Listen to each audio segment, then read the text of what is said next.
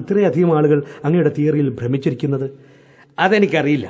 പക്ഷെ ഒരു സത്യം പറയാം, everybody likes me but nobody understands me. എല്ലാവരും എന്നെ ഇഷ്ടപ്പെടുന്നു, പക്ഷെ ആർക്കും എന്നെ മനസ്സിലാകുന്നില്ല. സ്ത്രീകളാണല്ലോ ആപേക്ഷിക സിദ്ധാന്തത്തിൽ ഭ്രമിച്ചിരിക്കുന്നത്. അതെ അതെ, അതാണ് ലേറ്റസ്റ്റ് ഫാഷൻ. സ്ത്രീകൾക്ക് ലേറ്റസ്റ്റിനോടാണല്ലോ ഭ്രമം.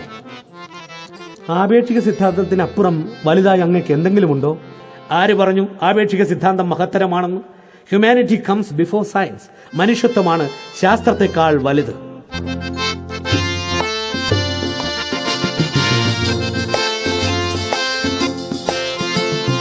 Long live, long live, long live Einstein, great Albert Einstein. Long live, long live, long live Einstein, great Albert Einstein. അദ്ദേഹം പോകുന്ന വഴിയുടെ ഇരുവശവും ജനങ്ങൾ കൂടി നിന്ന് അദ്ദേഹത്തോട് ഇങ്ങനെ പറയുന്നു, ലോങ് ലീവ് ഐൻസ്റ്റൈൻ. ആരാധകരുടെ ആവേശം അലതല്ലി. കൈവീശിയും ചിരിച്ചും അവർ അഭിവാദ്യം അർപ്പിച്ചു. ന്യൂയോർക്കിലെ സിറ്റി ഹാളിൽ അദ്ദേഹത്തിന് സ്വീകരണമുണ്ടായിരുന്നു. അമേരിക്കൻ പ്രസിഡന്റ് വാറൻ ഹാർഡിംഗ് അദ്ദേഹത്തിന്റെ ഔദ്യോഗിക വസതിയായ വൈറ്റ് ഹൌസിൽ വെച്ചാണ് സ്വീകരിച്ചത്. അമേരിക്കയിൽ നിന്ന് ലണ്ടനിലേക്ക് അദ്ദേഹം പോയി. അവിടെയും സ്വീകരണവും പ്രഭാഷണവും ഉണ്ടായിരുന്നു. പക്ഷേ ലണ്ടനിൽ എല്ലാറ്റിനും ഒരു തണുത്ത ഭാവം. ഇംഗ്ലീഷുകാരുടെ ശത്രുവായ ജർമ്മനിക്കാരനെ ക്ഷണിച്ചത് തന്നെ കാര്യം. അതിന്റെ കാരണം അതായിരുന്നു. പക്ഷേ ഐൻസ്റ്റൈന്റെ വിശാല മനസ്സ് ലണ്ടനിലെ സദസ്സിനെ പിടിച്ചടക്കി. സ്വീകരണ യോഗത്തിൽ അദ്ദേഹം പറഞ്ഞു, എളിയവനായ എന്നെ ആദരിച്ച നിങ്ങളുടെ മഹത്വമാണ് ഞാൻ മാനിക്കുന്നത്. ശാസ്ത്ര നഭോമണ്ഡലത്തിൽ ഏറ്റവും തിളക്കമുള്ള നക്ഷത്രം സർ ഐസക് ന്യൂട്ടനാണ്. അദ്ദേഹത്തെ പ്രസവിച്ചത് ഗ്രേറ്റ് ബ്രിട്ടനാണ്. ആ ബ്രിട്ടന്റെ മക്കൾ തന്നെ ബ്രിട്ടന്റെ പുണ്യഭൂമിയിൽ വെച്ച് എന്നെയും സ്വീകരിക്കുന്നു.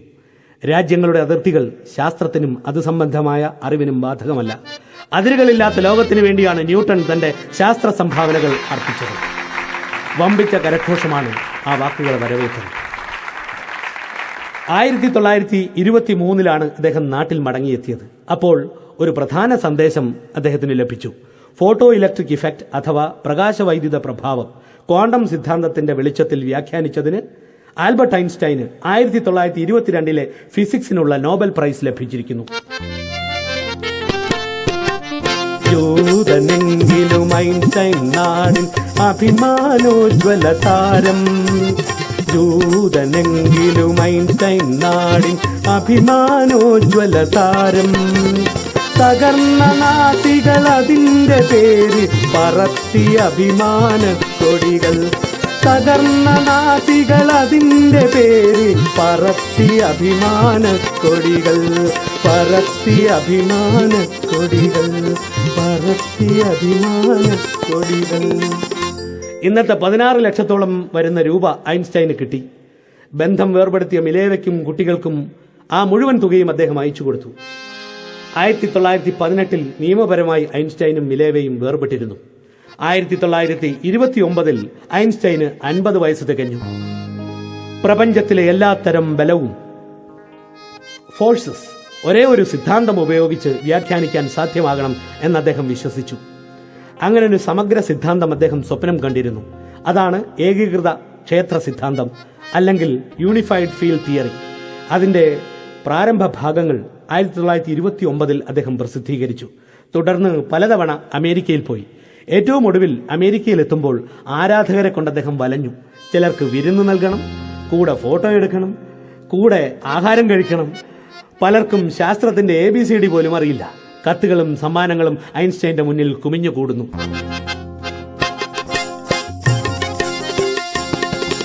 ശാസ്ത്രമറിയുന്നോരും അറിയാത്തോരും ഒരുപോലെ സതതമാരാധന തിരളും വരങ്ങളരുളുകയായി.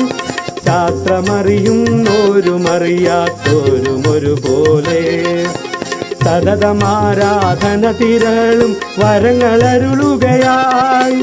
കത്തുവരദാനങ്ങൾ അങ്ങനെ എത്ര സദ്യകളും ഭാഗ്യമിങ്ങനെ മണ്ണിലാരും നേടിയിട്ടില്ല.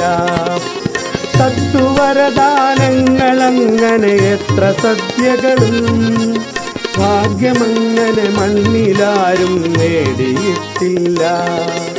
ശാസ്ത്രമറിയുന്നോരും അറിയാത്തോരും ഒരുപോലെ. 1933 അഡോൾഫ് ഹിറ്റ്ലർ ജർമ്മൻ ചാൻസലറായി. അധികാരം തലയ്ക്ക് പിടിച്ച ഹിറ്റ്ലർ ജൂതരെ തെരഞ്ഞു പിടിച്ചു കൊന്നു. ഐൻസ്റ്റൈൻ ഈ ജർമ്മൻ ക്രൂരതയ്ക്കെതിരായി പരസ്യ പ്രസ്താവനകൾ ഇറക്കി. ഈ അതിക്രമങ്ങൾ അവസാനിക്കണം. കഷ്ടപ്പെടുന്ന ജൂത സഹോദരരെ സഹായിക്കാൻ അദ്ദേഹം പരസ്യമായി ധനശേഖരണത്തിന് വേണ്ടി വയലിൻ കച്ചേരി നടത്തി. ഇത് നാസികളെ ചൊടിപ്പിച്ചു. അദ്ദേഹത്തിന് നാസികളുടെ ഭീഷണിയും ഊമക്കത്തുകളും കിട്ടി. അദ്ദേഹം ഒരു ദിവസം താമസ സ്ഥലത്ത് വായിച്ചുകൊണ്ടിരിക്കുകയായിരുന്നു. പെട്ടെന്നൊരു ശബ്ദം. വാതിൽ ചവിട്ടി പൊളിച്ച് കുറെ പേർ അകത്ത് കയറി. തെറി വിളിക്കുന്നു. തെറി, ഇറങ്ങടാ ഇറങ്ങടാ, ജൂതപ്പട്ടി ജൂതപ്പട്ടി. സാധന സാമഗ്രികൾ തല്ലി തകർക്കുന്നു. ആ അക്രമികൾ എവിടേക്കോ ഓടി മറഞ്ഞു. അടുത്ത ദിവസം ഐൻസ്റ്റൈൻ ജർമ്മനിക്ക് ഒരു കത്തെഴുതി. ജർമ്മനിയിലെ പ്രഷ്യൻ അക്കാഡമി ഓഫ് സയൻസസിൽ നിന്ന് എന്റെ അംഗത്വം ഞാൻ രാജിവെക്കുന്നു. മേലാൽ ഞാൻ ജർമ്മനിയിലേക്ക് വരികയുമില്ല. ജർമ്മൻകാർ അദ്ദേഹത്തെ വിളിച്ചു രാജ്യദ്രോഹി, രാജ്യദ്രോഹി, രാജ്യദ്രോഹി. അമേരിക്കയിൽ ന്യൂജേഴ്സിയിൽ പ്രിൻസ്റ്റൺ തെരുവിനരികിൽ അദ്ദേഹം സ്ഥിരതാമസമാക്കി. ജീവിത സഖി എൽസ ഒപ്പമുണ്ട്. അദ്ദേഹത്തിന്റെ പ്രൗഢിയും പ്രശസ്തിയും അവളോടൊപ്പമാണ് വന്നത്. 1934 ആയപ്പോഴേക്ക് എൽസ രോഗിണിയായി. അവൾ അവശയായി. 1936 എൽസ മരിച്ചു.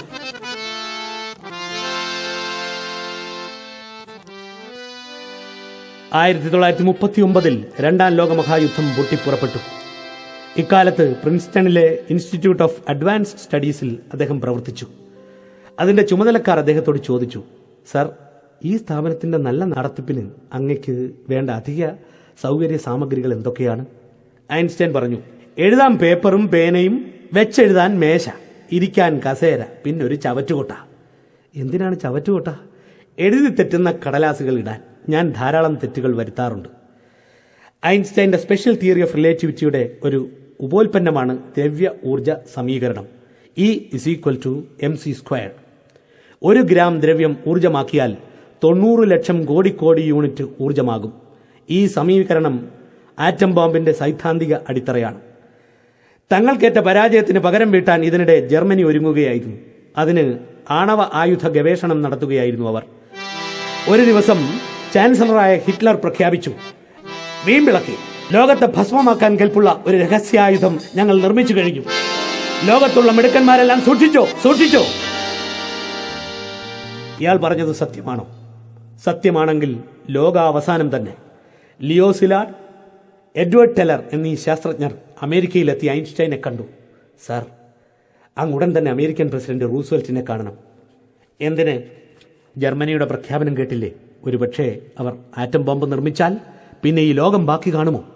അവർ ആറ്റം ബോംബ് നിർമ്മിക്കുന്നതിന് മുമ്പ് അമേരിക്ക അതുണ്ടാക്കണം. ജർമ്മനിയെ ഭയപ്പെടുത്തി നിർത്തണം. ഡിറ്ററൻസ്.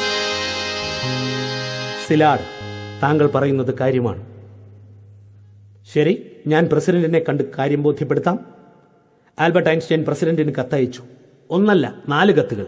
കാര്യങ്ങൾ വിശദീകരിച്ചെഴുതിയത് റൂസ്വെൽറ്റിന് ബോധ്യപ്പെട്ടു. നടപടികൾ ആരംഭിച്ചു. ഐൻസ്റ്റൈൻ ആറ്റം ബോംബ് ഉണ്ടാക്കണം എന്ന് പറഞ്ഞതിന്റെ സതുദ്ദേശം റൂസ്വെൽറ്റ് ഉൾക്കൊണ്ടു. ജർമ്മനിയെ ഭയപ്പെടുത്തി നിർത്തണം. പക്ഷേ ഒരു നിർഭാഗ്യമുണ്ടായി. റൂസ്വെൽറ്റ് മരിച്ചു. പുതിയ പ്രസിഡന്റ് ലാരി ട്രൂമാൻ ഒരു വ്യത്യസ്ത കാഴ്ചപ്പാടുകാരനായിരുന്നു. അധികാരമേറ്റ് കഴിഞ്ഞ ഉടൻ തന്നെ കൂടുതൽ ധൃതിയിൽ അദ്ദേഹം ആറ്റം ബോംബ് ഉണ്ടാക്കി. 1945 ആഗസ്റ്റ് 6 ജപ്പാനിലെ ഹിരോഷിമ എന്ന പട്ടണത്തിന് മീതെ ഒരു അമേരിക്കൻ വിമാനം ചുറ്റിപ്പറക്കുകയാണ്. ഹിരോഷിമ സ്കൂളുകൾ നിറഞ്ഞ പട്ടണമാണ്.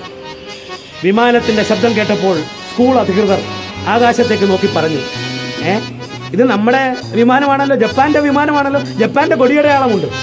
നമ്മുടെ വിമാനം തന്നെ ഭക്ഷണ പാക്കറ്റ് ഇടാൻ വന്നതാവും. ഒരു കാര്യം ചെയ്യാം, സ്കൂൾ ബെല്ലടിച്ചു വിടാം. കുട്ടികൾക്ക് ഭക്ഷണപ്പൊതികൾ എടുക്കാൻ അത് സൗകര്യമായിരിക്കും. പിന്നെ വൈകിയില്ല, സ്കൂൾ ബെൽ മുഴങ്ങി. കുഞ്ഞുങ്ങൾ ആർത്തു വിളിച്ചു പുറത്തിറങ്ങി. ഹായ് ഹായ്, നമ്മുടെ വിമാനം. ജപ്പാന്റെ കൊടിയടയാളം കൃത്രിമമായി ഘടിപ്പിച്ച അമേരിക്കൻ വിമാനമായിരുന്നു. ആ വിമാനത്തിൽ സംഹാരശേഷിയുള്ള ഒരു പൊതിയുണ്ടായിരുന്നു. ആദ്യത്തെ ആറ്റം ബോംബ്, ലിറ്റിൽ ബോയ്. ആ വിമാനത്തിന്റെ പൈലറ്റ് മറ്റു വൈമാനികരോട് വിളിച്ചു പറഞ്ഞു, നമ്മൾ ആദ്യത്തെ ആറ്റം ബോംബ് ഇടാൻ പോവുകയാണ്. കർശനമായ ഒരു നിർദ്ദേശം നമ്മൾ എല്ലാവരും പാലിക്കണം. ഈ ബോംബ് താഴേക്കിട്ടാൽ ക്രൂവിലുള്ള ഒരാളും താഴേക്ക് നോക്കരുത്.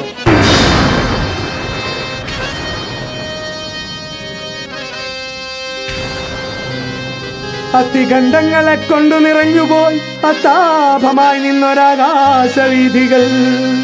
അന്തിമശ്വാസം വലിച്ചു മുറിപ്പെട്ടു നൊന്തു